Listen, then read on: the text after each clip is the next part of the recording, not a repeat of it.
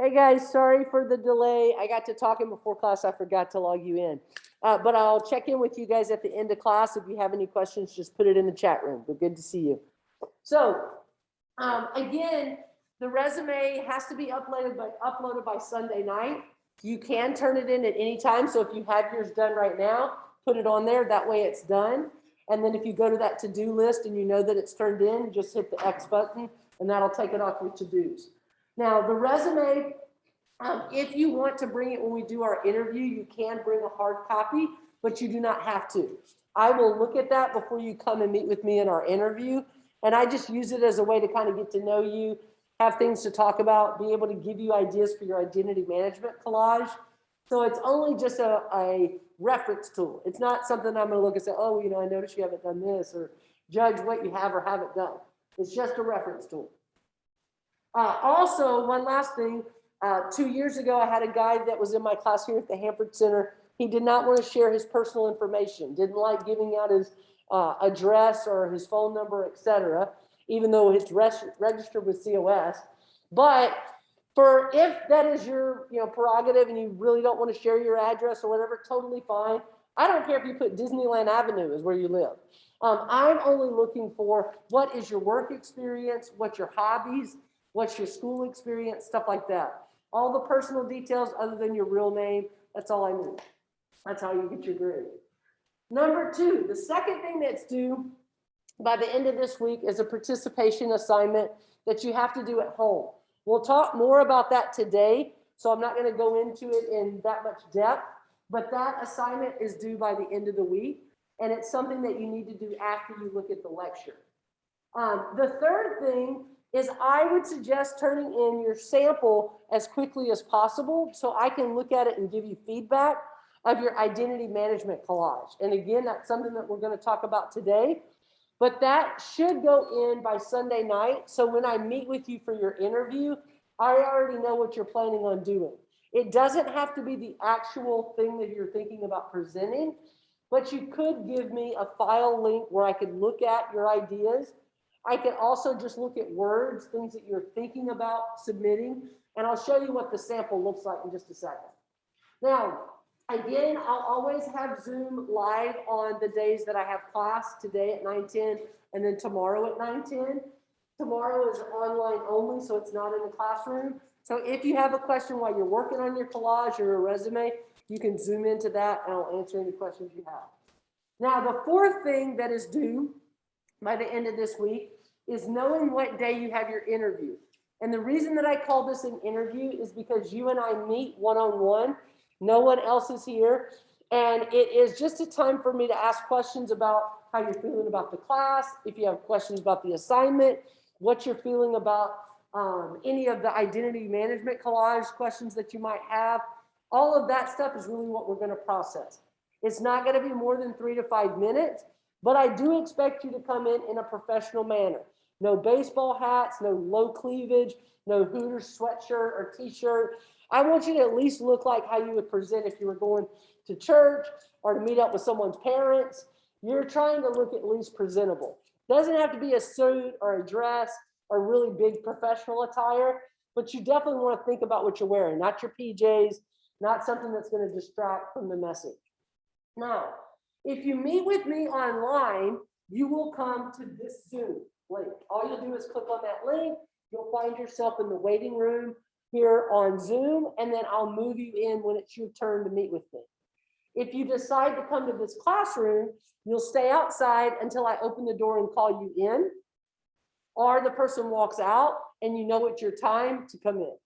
So for example, if I'm in this class and Wednesday, September the 8th is my time to meet with the teacher, then I would, and let's just say I meet with the teacher at 9:10, then I can either be on Zoom at 9:10 and Robin's going to come into the Zoom room and pull me in, or I can be waiting here and show up at 9:10 and meet with Robin one-on-one.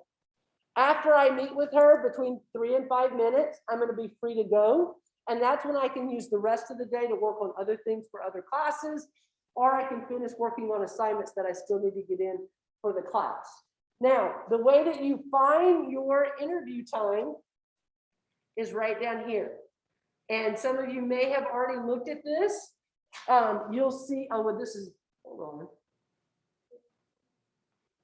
Oh, hold on a second. That can't be right. Yeah, that's it. Is that right? Yeah. But the date's wrong. Because we're not a Thursday class. So hold on one second. I want to make sure I correct that. Because I don't want you to get confused. Thursday's when my online class meets. So Wednesday, the 8th. And then Wednesday, would that be the 15th? Wednesday. Let me make sure.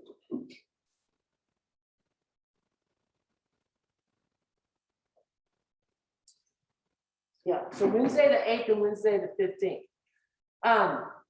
Sorry about that. I copied and pasted and didn't fix that part. Okay, so if I'm Desmond, then I know that Wednesday, September the 8th, I gotta be here at 9:10 or I gotta be on Zoom. I can either bring a hard copy of my resume or bring nothing at all, but I definitely need to make sure that my resume is uploaded into the assignments tab and my identity management sample is uploaded in my assignment tab, because that's what me and the teacher are gonna talk about. Any questions about that? No? Okay, so what you need to know is that on those 2 days, we do not have class. So next week on the 8th, you won't show up at this classroom and have a lecture. There won't be one online. It will only be you and I meeting and doing your interview if you're set up to do your interview. Now let's say that I'm Kyle and I don't have an interview on the 8th. My interview is on the 15th. So then that means that I don't have to come to class on the 8th. I should focus on getting my identity management collage done. That way, when I meet with Robin on the 15th, I can say, this is what I'm thinking about presenting. If I'm meeting with her on the 8th, I probably don't have it finished yet, but I know what I'm thinking about because it's due at the end of this week. Make sense?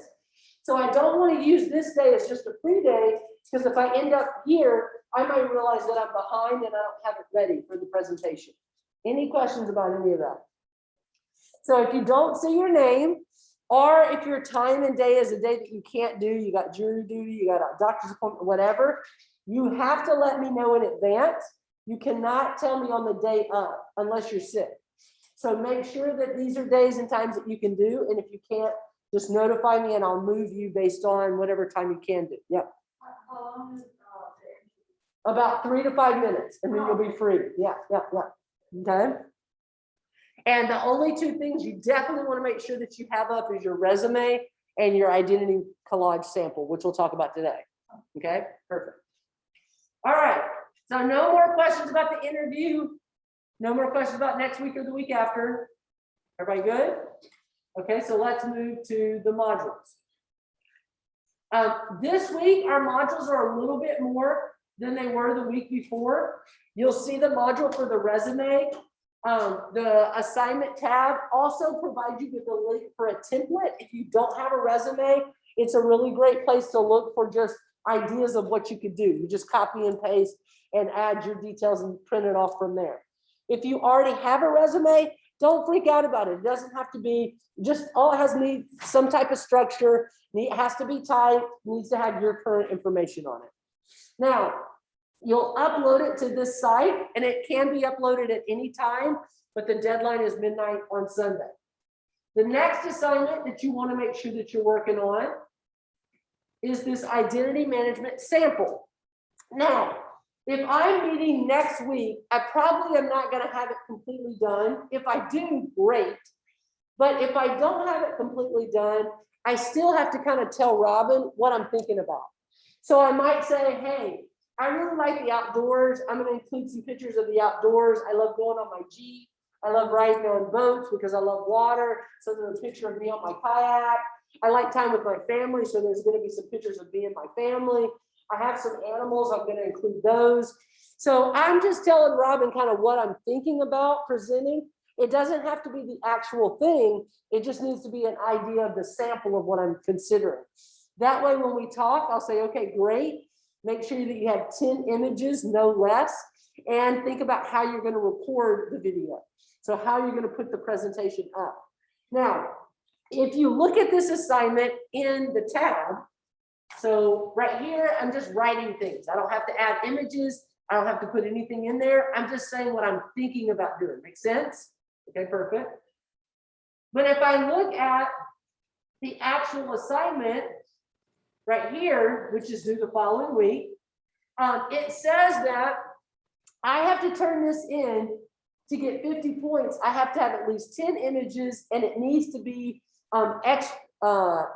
explanatory of who I am. So for example, I can't just put an image of me on a kayak.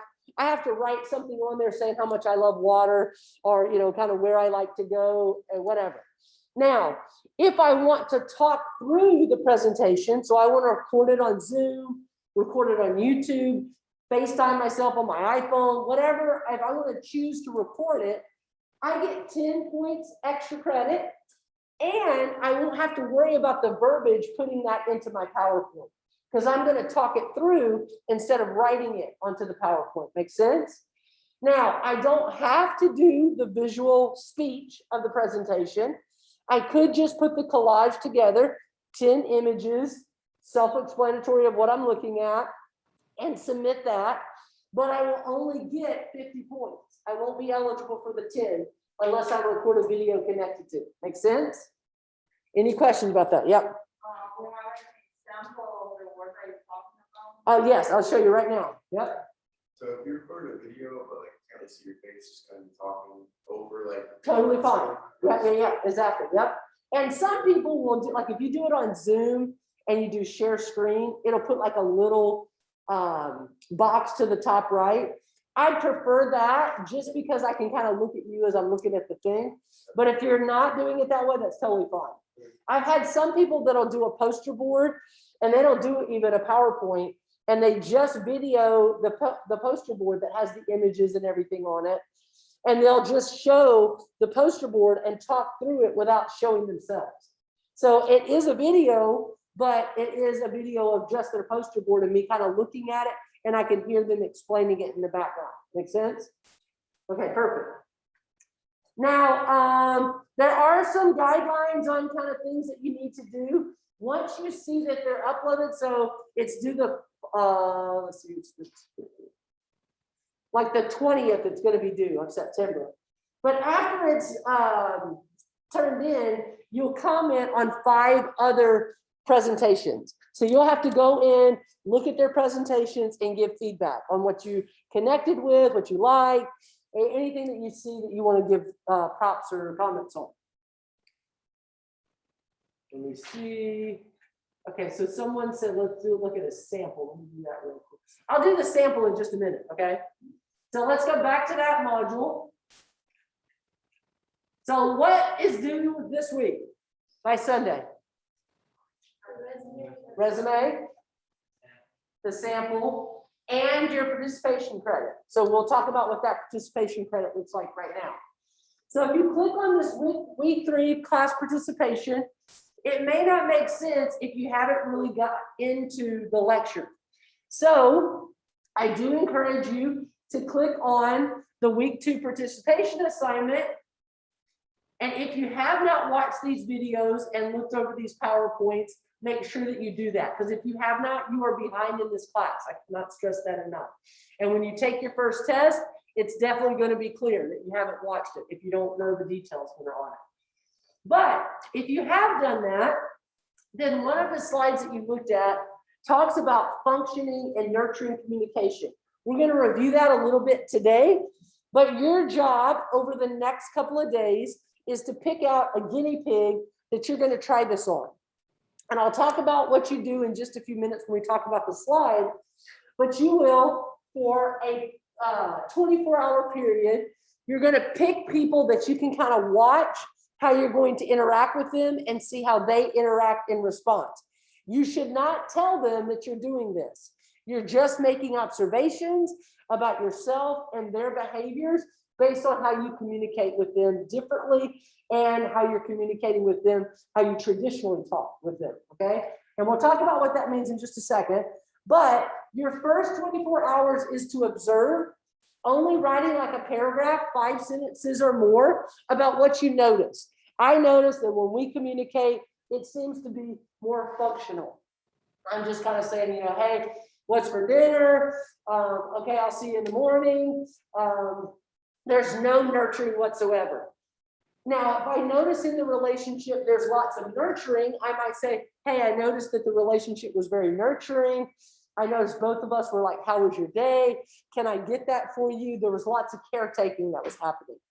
Now, if that's the case, in the first 24 hours, I'm just observing, I'm just writing what my observations were.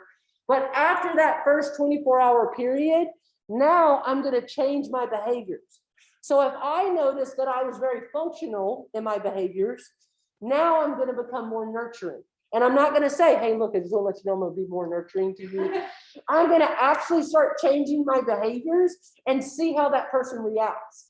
And if they act differently, I'm going to notate that. I'm also going to talk about how it made me feel. So for example, this morning, if I wake up and I'm like, hey, good morning, honey, have a good day. What's your plans after work? I don't do that. That's nurturing. The next day I would wake up, just get ready, not really talk. I might say, I'm going to make coffee. I'll leave it on for you, which is nurturing, but I'm not doing a lot of the caretaking that I would do before. So the functioning behavior is just simply day-to-day tasks, not really focusing on caretaking or confirming the other person. I don't know what you typically do in your daily life. Sometimes we get so busy that we do this more. I can almost guarantee you that this is what we do more. And why do you think that that is? Easier. It's easier. It takes too much time to do this. And what'd you say? Yeah, exactly. And sometimes it feels uncomfortable. It's like, not really. Okay, I need to tell you I love you 100 times, okay? And so that distance feels more comfortable. So that's why we get into more functioning. But what we may notice is if we switch our behaviors, that the other person is going to either match us in that behavior or they'll switch to the opposite because it makes them feel uncomfortable. They don't know how to manage the new behavior. So really, you're just picking guinea pigs. You're doing one for 24 hours. And then after that, you're going to change your behaviors for 24 hours and write what the new observations are. Make sense? Everybody with me? Okay, cool. So that is due by Sunday night at midnight with your resume and your sample. Now, let's go to the sample really quick. Let's see how we do this.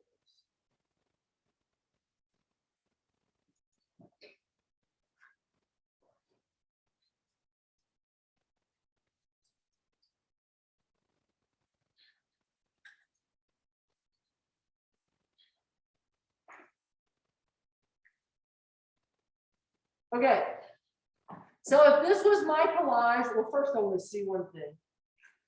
So you'll see that I have 18 slides in this. Number one, I'm a teacher, I talk a lot. That's what happens.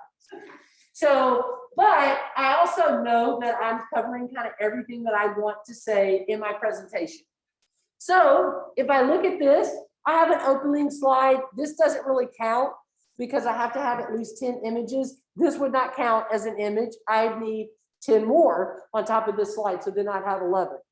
Now, in my slide, I talk about the fact that I'm a Mississippi native. If I'm recording myself, I might talk about when I moved to California. I might talk about why I made that decision to move to California, what it was like to grow up in Mississippi as a lesbian woman. All that stuff might be kind of what I might want to self-disclose. If I don't want to say that, I don't have to. All I have to say is I grew up in Mississippi. I loved living there, but I always wanted to live in California because that's where everybody said the fruits and nuts live. And I thought I might be accepted there. So I moved to California as quickly as I could. I met my wife. We've been married since the first day that we could legally be married in 2015. We have 2 children, Sebastian and Jackson. Those are older pictures. He's now taller than both of us, and she is too. He's 18 and she's 15. That was on Mother's Day. Oh, I've updated that. So there they are, kind of. Jackson's a little bit bigger now. But we love to travel together. and have a good time. We spend lots of times with their dads. The biological father is the guy on the far left, and his husband of 30 years is in the middle. That's who they call daddy. Long story about how that all happened. But the reality is he was our donor, and he's the donor for both children. And they're active in our lives. We got back from camping in Avila Beach last weekend. They try to see them on a regular basis, but they live with us full time. We have full custody, et cetera, et cetera. I have been very active in the fight for full equality, mainly because Sebastian was discriminated against as a young 5-year-old in kindergarten when they found out that I was a lesbian at his school. That's what led me to fight back, because we were fighting for marriage equality. They had seen me on the news. They told me that I couldn't be involved in the PTA anymore because of my activism. And that's when I decided to organize a march on Washington, which led to many different things: shutting down Las Vegas Boulevard, being arrested at the White House fence, and then eventually deciding to have more fun with my family. So I stepped away from activism whenever Obama signed the repeal of Don't Ask, Don't Tell. A little side note of that is, on the very day that he signed that bill, the only child that was invited was Sebastian by the White House. And we were able to go to the signing of that because he knew the story of what had happened to our family. That's my dad and my mom, my brother David and his wife Jenny. She's the Clovis girl. They all moved from Mississippi to live in California too. I don't know if it's just me, they followed me, or they just realized California is really cool. So they moved out here. I do love being on the water any moment that I can find water, which seems to be depleting very fastly. But I always try to find water whenever I can. I love to eat. As you know, I love good food. So if you ever tell me about good places to eat, I will be trying to figure out where that is. And I love speaking out for things that I believe in. And that's not only around LGBT issues. I like to fight for things around the environment. If I see injustice in the world, I like to try to say something about it. And I think that's the beautiful thing about being an American, is we have that freedom that doesn't always come as free as we think. Now, those are 18 images or 18 slides. And you'll see that I only used one on every single one. You could have one slide that has 10 images, but it couldn't just be 10 images that I'm looking at and they're not talked about, because I'm not going to know what those images mean if you're not explaining them. So again, you need to either be writing that out, and I kind of did that by just doing brief keywords, but you needed a little bit more to kind of know more of the story. And that's why recording it is a little bit better than just doing the PowerPoint with some images on it, okay? Make sense? Any questions? Okay, perfect. So let's go to the PowerPoint slides. So, and this is, if I was in the class and I wanted to take notes, this is a good place that you might want to take some notes. So this is going to be kind of the Cliff Notes version of your lectures and your notes that are online. The first thing is the quote that you guys analyzed from last week. I'm in the middle of grading those. I'll have those graded by the end of this week, if not tonight or tomorrow. But I truly believe this quote to be true. I believe that our willingness to connect with others, even in a negative way, can affect the quality of our lives. So for example, not yesterday, but the day before, I was riding with my son, and we were in a heated discussion, not a bad conversation. We were talking about something his sister was doing. He looked over to talk to me, and he ran into the back of the car in front of us. He actually had a rear end, collision. Now, I say that because we could have had a moment where he jumped out of the car and the other person jumped out of the car, and they were angry and agitated and started going at each other. But whenever it happened, Sebastian had never been in an accident before. I said, he was freaked out. I said, look, take a deep breath. All you need is your license and your insurance, and you need to get out of the car and say that you're sorry and that you're going to do what you can to fix this person's vehicle. He was like, oh my God, I'm scared, Mom. I don't know what to do. I was like, it's going to be okay. We jump out of the car. The lady jumps out of her car, and she was very friendly. Oh my goodness, I'm so sorry. I stopped too sudden. It wasn't her fault. He should have never hit her from behind. But she responded in a kind and positive way. Could she have jumped out and been different? Yes. what the hell you hit my car for, whatever. It could have been a totally different situation. So the quality of our interactions can determine the quality of our lives. And for me, I want to be on the end of kindness and connecting with people. I don't want to be on the end of being negative and being disconnected from people. And so that's what I want you to think about.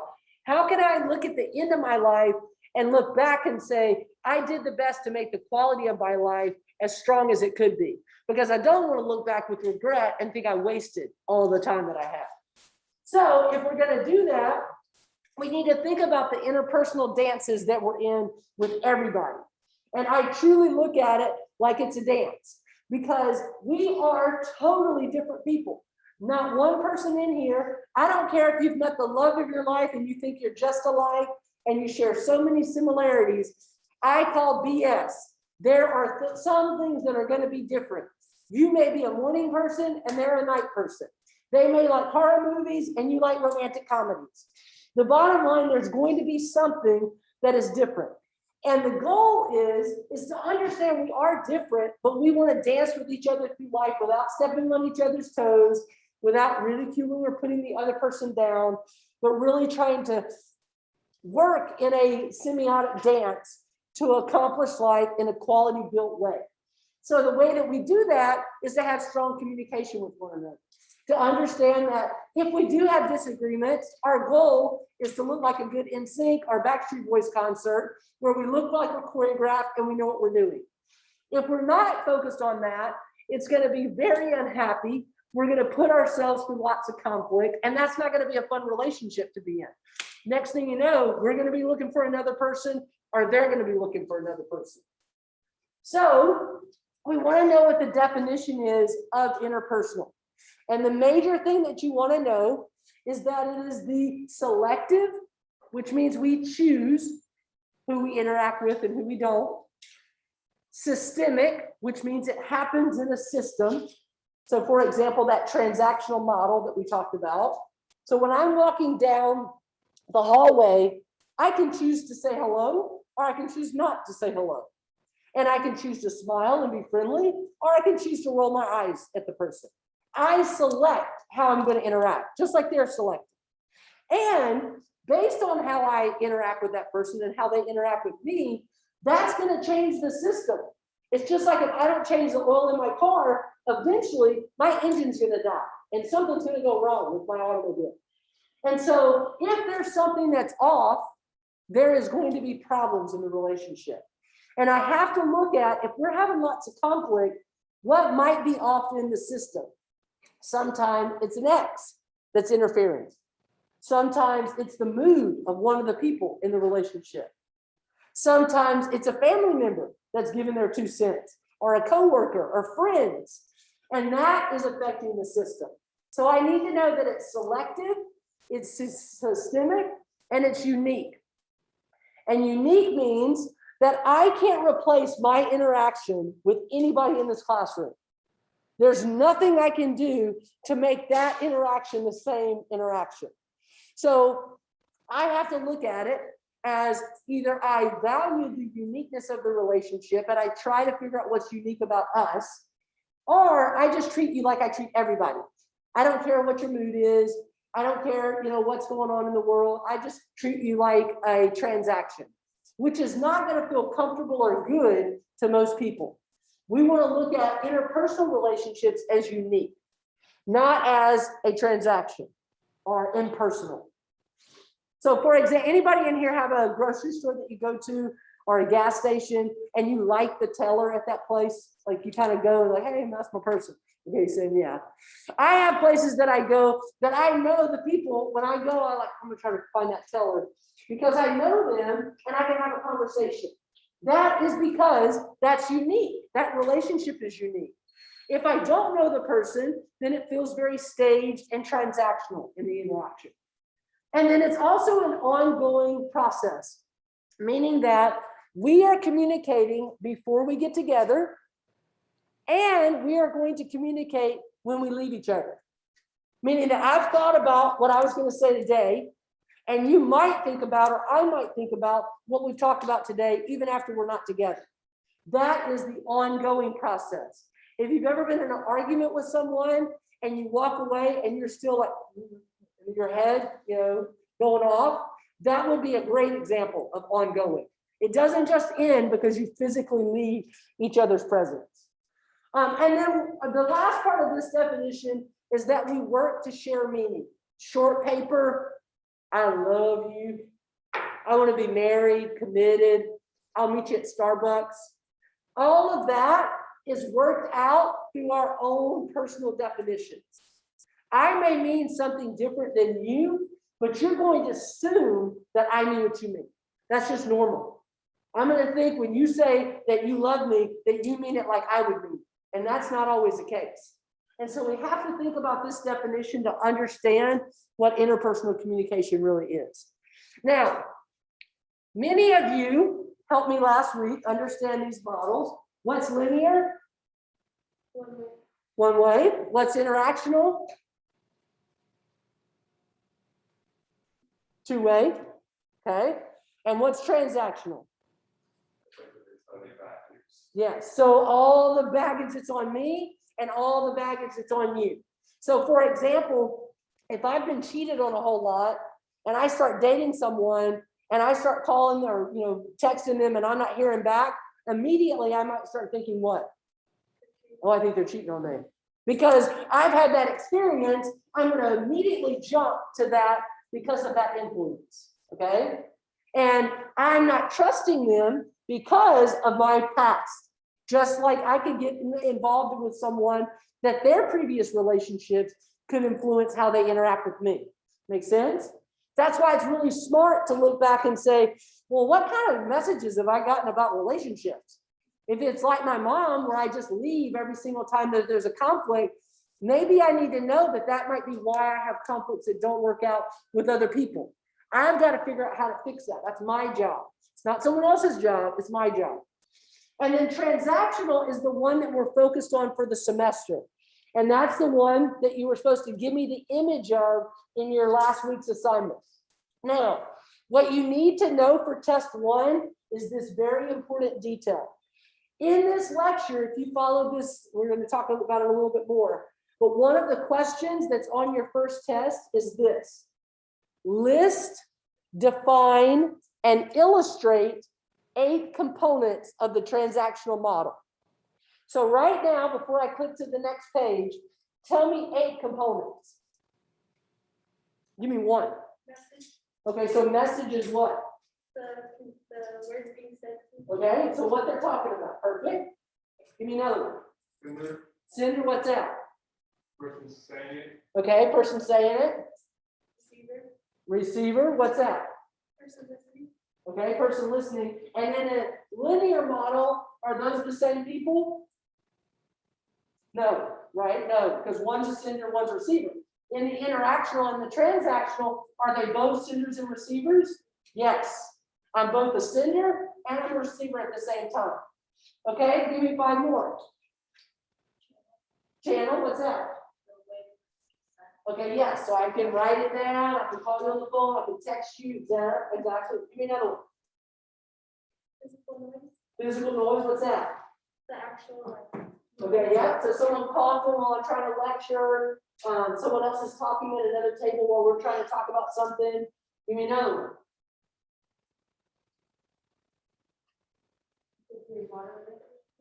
Body language. So body language would probably create in me a certain noise. What would that noise be? Psychological noise, because I'm thinking about what does that body language mean? Was that one? Another one there? I think it was. I'm just going to say yes. Okay, 2 more. So psychological noise is noise in my brain. Give me 2 more. encoding. Encoding, what's that? I'm thinking about what you're going to say. Thinking about what I'm going to say before I say it. So what's the best way to ask this person out on a date? What's the best way to say, I want to break up with you? I'm thinking about what's the best way to say something to get what I want in return. And what's the last one? Decoding, which is what? So making sense. And could I decode incorrectly? Yes, which would be miscommunication. Exactly. Okay, so perfect. You just listed 8. So if I go here this is what it would look like, but I would have to define those things as well, okay? One of the highest point questions on the first test, list, define, illustrate 8 components. So as long as you know those 8, you'll be golden. Can you say illustrate, like, are we gonna have to show a picture? Or you could upload one that you've already done. So you could use the one you used before. And there's all some of the ones that we've talked about. There's some of the ones that we talked about. We didn't talk about semantic noise. What's semantic noise? Interpreting something that, something differently. Okay, yeah, so noise around language. So me saying, you know, I want to be married, and you see, you know, happily ever after, and I see, you know, well, you know, I want to marry you one day, but not right now. I'm just not articulating it in the same way that you're thinking about it. What's physiological noise? Your body, yeah. So like if I got a headache, not feeling well, I'm a morning person, and at night you're trying to talk to me about something, I might be really tired and checked out. And all of these are also parts of that transactional model that you could list. So I give you over 20. So for example, all of these different things, my politics, my religion, my ethnicity, my race, my sexual orientation, my relational history, all my influences are in me as we're communicating with each other. And they're also in you. So that's why when I tell my students, when you're talking about something as a public speech, think about who your audience is as well. They may not have the same experiences, the same money that you have. So all of those things can totally influence as we're communicating with each other. And again, you could list any of these. And if you drew this into the model, you just say influence with an arrow onto the model or the person. All right, and all of this is in your lecture notes. Again, I'm just kind of giving you an abbreviated version of it. Now, another thing that your lecture notes talk about is the difference between content messages and relational messages. Content messages are the subject that we're talking about. And there are thousands of things that we could be talking about. So for example, I had a guy in my class years ago who asked me, he said, look, my wife always asks me before we go on a date, how do I look in this? And he said, and I feel like I'm being set up because sometimes it doesn't look like something I would want her to wear. And honestly, she doesn't look that hot in it. So how do I say that without her getting mad at me? Because if I'm truthful with her, then we get in a big fight and we don't even go out. And I said, well, I said, number one, she's asking a question that she doesn't want an honest answer to, and that's unfair. So if she says, I'm going to ask you this question and I'm not going to get mad and judge you, whatever your answer is, that's one thing. But if she says, I'm going to set you up and ask a question and just know what your answer is going to determine my mood, that's going to make you not trust that conversation. It's just like if you get with somebody in a relationship and they're like, hey, you know, how many people you've been with? Now, you better be ready for that answer. Some people might say 37 people. And you better be okay with it if you're that okay to ask that question. Unless you're willing to walk away from that relationship if it's not what you want to hear. Make sense? So in this particular situation, I said, well, why don't you say to her, hey, I love that outfit, but I just got to tell you, you look so much better in that one you were wearing on Wednesday night. I think you should wear that tonight. Now, as long as you can give her alternatives and tell her what you prefer or what you think would look better, that's being a positive communicator. If she holds it against you, that is on her. And you need to be okay to say, hey, you should not have asked me a question that you didn't want me to be honest about. If that puts you in a fight, then that's part of what your issue is. Part of what's going on is not the content message, it's the relational message. And that's how the two people feel about each other. So the content message could be, how do I look in this? But really what she's wanting to know is, do you think I'm hot? How do you feel about me? So for example, if I go to my dad and say, can I borrow $1,000? And my dad and I have a great relationship and he trusts me, I always pay him back. His answer is probably going to be what? Yes. Now my brother goes and says, can I borrow $1,000? He's borrowed money before. He doesn't always pay it back. He doesn't have a steady job. He asked my dad, can I borrow $1,000? What's the content message? The money. Is my content message the same as David's? Yes. What's my dad's answer probably going to be? No. And why is that? The relationship's different. So we can talk about the same things, but the relationship and how we feel about each other is going to dictate how that conversation goes. Make sense? And when we're not feeling safe and secure in a relationship, we may not respond the way that we might normally respond because we don't feel safe to do so. And those are the things we want to think about. So that's when we start looking at functioning versus nurturing. And so functioning communication would be just day-to-day necessities. I wake up this morning, who's going to put out the trash? The kids get out of school at 2:30. Are you picking them up? I've got to go to work. All functioning. Very disconnected. But I can guarantee you that many of us do this over 90% of our day because my bunny right here said, it is easier. It doesn't take as much time. But this one is what's going to make the quality of our communication that much better. So waking up, good morning, how'd you sleep? Hey, I'm going to put some coffee on. Would you like some? I'm going to put out the trash cans because I know you got to get in earlier than me to work. Would you like me to pick up the kids tonight or pick up dinner? All of those are nurturing, confirming, and caretaking.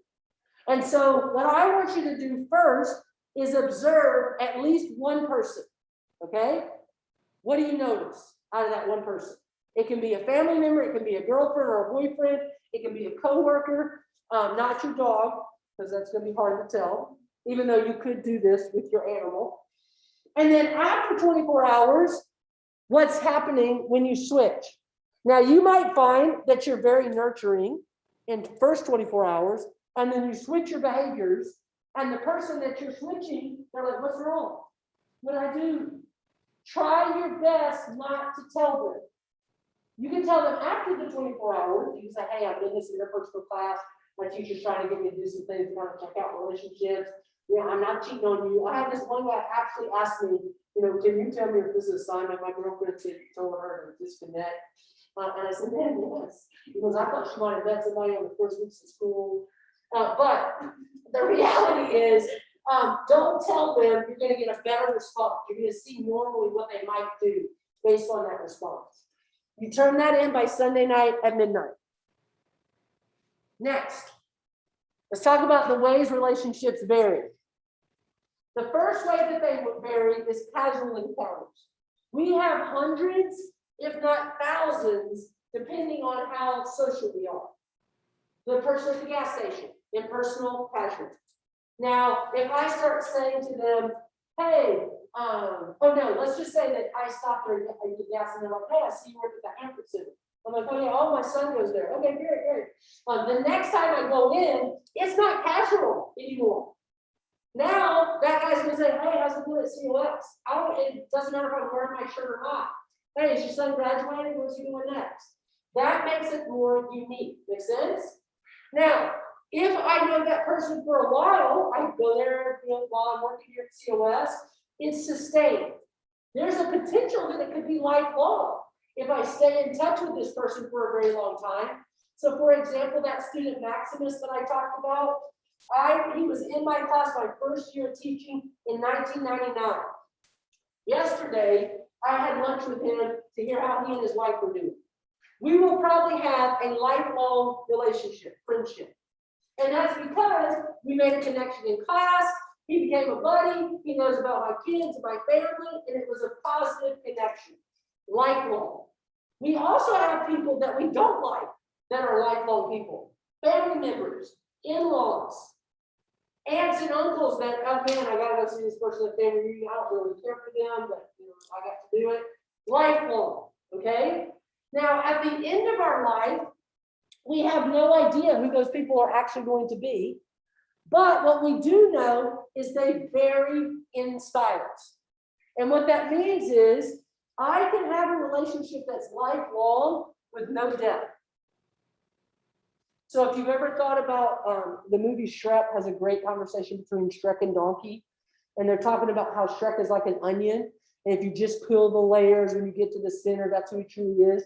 Well, what he's trying to say is those first layers are just nothing.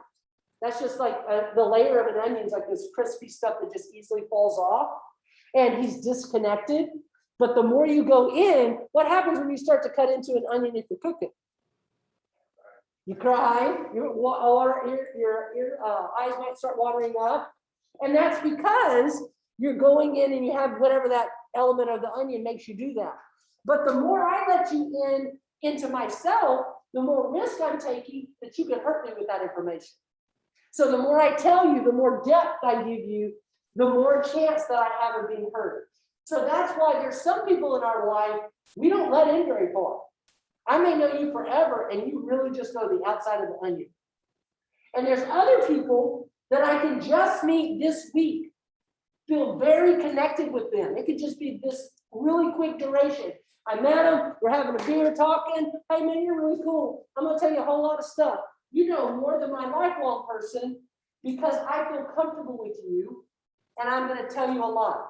And they may dive right into that onion and know everything about me, and we just knew each other a week. Make sense? Now, that happens because of function. Some people in our life are easy to talk to. Some people, so anybody ever been through a breakup and you're like, I am not calling the really negative person. I'm going to call the person that's going to make me laugh. And so you call a friend that you know is going to help you get it over it and not kind of wallow in your grief. That would be looking at someone based on function. So this person serves a role based on how you know you communicate with each other. Make sense? How do relationships vary? Depth, duration, and function. The stages of those relationships, though, are different. And that's the last thing we're going to talk about today. The stages of relationships come in 4 different stages. The first one is the sparkle stage. And that is the wonderful, euphoric, butterflies in the stomach, just my best friend ever, or the love of my life, and everything is perfect. I meet this person for the first time when I'm in kindergarten. They're my best friend. You go in the bathroom, I'm gonna go to the bathroom. Okay, you go to the playground, I'm gonna go to the playground. Now that's the sparkle stage. I meet this person on a first date. I think they're the Brad Pitt or the Angelina Jolie of my dreams. And I might say to them, what do you like to do on the weekends? I love to go to the beach. Oh, I love the beach. Me too, I love the beach. I might not really love the beach, but I'm going to say that because I really like them. So I'm doing things that are actually presenting identity management, how I want them to see it. But longer in the relationship, I might find that we have conflict because the more that we know each other, at some point, what am I going to start doing? Being myself, exactly. So I always say the example of guy picks up the girl from the house. He's like going to the door. He opens the car door, lets her in. She goes and sits down. Hey, baby, where would you like to go to dinner tonight? Oh, I'd love to go to Applebee's. Okay, Applebee's on me. We're driving over to Applebee's. They've been together for 6 months. He picks her up, goes to the door, boop, boop, and she's like, boop, boop. That's not how we get in the car. But for him, for 6 months, I've been opening the door. Okay, we've been together long enough. Can't you go? I boop booped it. Okay, it's unlocked. Get in the door. Now, for him, he's left that and gone further into the relationship. He's not at the sparkle stage. Does that mean he doesn't love her as much as he, did in the very beginning? No, he probably loves her more because they have gone through conflict resolution and they're at a different stage. Now, in reality, that conflict's going to come because I become honest about who I am. So, for example, the person that I said I love the beach to, I might say, man, I am so tired of cleaning sand out of my car. Can we just please drive to the mountains, just put a fishing pole in a lake or in the river or do something. I'm so tired of driving to the coast. And they're like, what? I thought you loved the beach. I do love the beach, but I'm not obsessed with it. I mean, seriously, there are other places in California we could be going. And now we're in a big fight because I'm like, well, why did you tell me you love the beach? Which was a stupid fight, but people get in those stupid fights. And now we're in a conflict. And now I could be in a position where I just like, okay, whatever, you want to go to the beach, let's go. But that's not really smart because I am giving in and I'm probably going to be resentful. I'm probably going to be mad driving over to Paso and Pismo the whole time. When I get there, I'm probably not going to be very friendly or cordial or kind. And that's going to really ruin the weekend. But on the way back, we talk about it. And the person's like, look, I don't want to take another beach trip if it's going to be like this. Okay, well, good. Yes. That seems like an awfully specific story. Is that?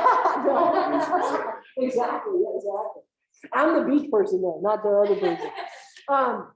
But the resolution of that is the person says, look, I don't want to take another beach trip like this if it's going to be like this. Can we come to some kind of agreement like every other time we go to the beach and then we go somewhere you want to go? And I'm like, hey, that's good. I can do that. I'm all right with that. And now we're at a point of resolution. We've come to some agreement. And now we're back in the sparkle stage. You know, they say you make up to, or, you know, break up to make up. Now we're in the sparkle stage where it's wonderful to be together again. I love you. I'm so glad we worked it all out. I'm going to be with you forever. And now we're in this new sparkle stage. And there is going to be another conflict. But is this sparkle stage the same as this one?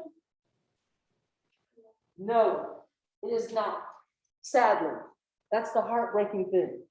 And there are people that search over and over trying to get to this when you're only going to be in that probably about 3, if you're lucky, 6 months, and then it's never going to be that way again. But for the rest of your life, and this is the way I like to look at it,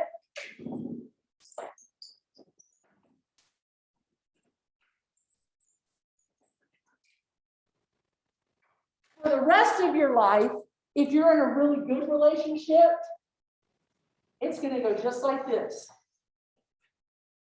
And I would much rather be with someone that knows me here and loves me here than they're only here acting like somebody that they're not. Because if I can find someone to work through this in a capable way, this is going to be a stronger relationship in the end. Make sense? And I don't care who you get with. There is going to be a great sparkle, and then pretty soon you're going to have a conflict, and you're going to be in another sparkle stage. That's not going to be that one original. So you can have 500 lovers for the rest of your life, or you can say, I really want to focus on finding the one. Yeah, my question is that the first stage is still going to the second time, Yeah. or is just like one of the stages that are like. No, it would be, this would be the stage, and then you're going to go from there to conflict resolution sparkle. You'll never go to this one.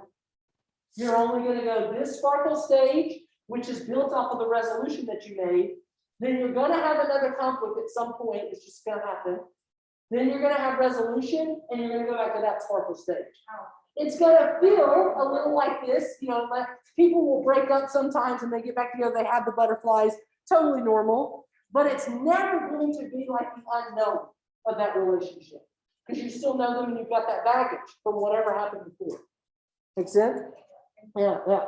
And there's a great scene in Friends where Monica and Chandler, they have this fight, these two couples that were in this sitcom together, and they break up, or they're not really breaking up, they have a fight. And he walks over to his apartment, he comes back and he has like her sweater and a photograph of them and some things that he has in his apartment. And he knocks on the door and she comes to the door and she's like, Chandler, what are you doing? And he goes, I'm bringing you your stuff. And she's like, why are you bringing my stuff? And he goes, well, we had a fight, you know, I'm bringing you your stuff. And she goes, Chandler, yeah, we had an argument. And that means that you go to your apartment and think about it and process. And I stay at my apartment and I think about the process. And then we work it out and then we stay together. And he goes, oh, is that how this works? And that shows you that forever he had just gone from sparkle to sparkle. When it really ends, then I'm moving on. And so from there, what he decided is I'm going to keep trying at this. And they kind of stayed into the sitcom together. Joey, on the other hand, of Friends, is looking for that. If you watch the sitcom. All right, I will see you guys next week. If your interview is with me next week, if not, I will see you the following week. If you have any questions, don't hesitate to ask. Anybody have any questions online?